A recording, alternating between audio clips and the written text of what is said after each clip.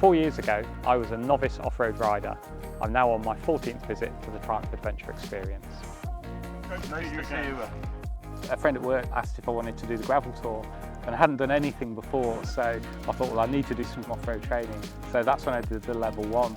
And I was just so impressed with the instructors wanting people to get the most out of this endurance, and learned so much on the foundational skills, and then just went on from there.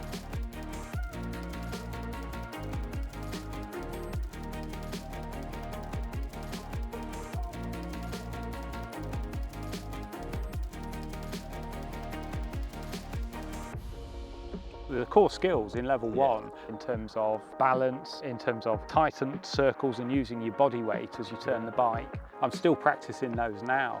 One of my favourites was skid turns, which was absolutely awesome fun. There's no more fun you can have on a bike than skid turns. I agree with that. The body weight, definitely, in terms of being able to move your body weight around for the bike. I've just found that so important, and actually just makes life so much easier if you can just keep your body loose on the bike. Yeah, you look more and fluid move with it. I found it useful for the training that I've had. I can now go to places where there are kind of legal byways and go on roads and be out early in the morning, spend the day riding and come back, and have the confidence to do that. It's not just the arena, the trails, it's the world-class sort of facilities that we are lucky enough to have. I think it's great. You can turn up at the Adventure Centre, get changed, leave everything there, and then when you come back, you have a decent shower, and then you can have a chat with some of the people that are on the course and grab a coffee and have a look at some of the merchandise that's there, as well as looking at the bikes. So yeah, I think it's great. The bikes, I've absolutely stunned at what they can actually do. You get to try it and demonstrate that particular aspect, whether it's ABS, no ABS, whether it's traction control, on the climbs, for example. Yeah. And that's great to not only know what the modes are, but practically how you actually use them. I think I've stayed in off-road mode for certainly all of level 1, but you then showed us where you want to use Off-Road Pro, because that can then enable you to spin the back wheel a little bit and keep the momentum going. I know this morning when you got on the 1200, it was a little dilemma of, do I go into off-road or Off-Road Pro? And I could see a cheeky smiley, and Yeah, it went straight into Off-Road Pro, and I'm really glad I did. It feels really controllable. It feels great, absolutely great.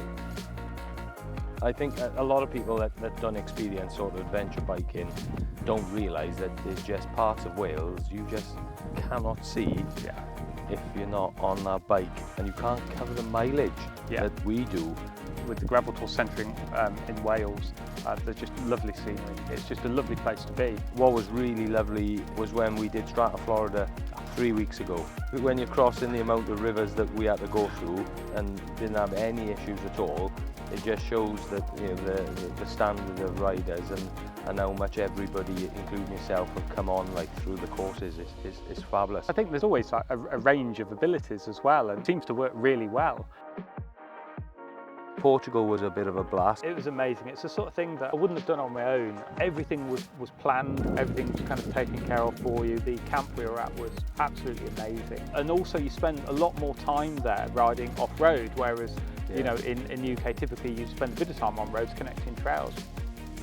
So what do you think's next for you then, mate?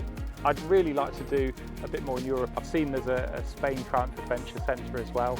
So whatever it'll be off-road riding on a Triumph and possibly in Europe.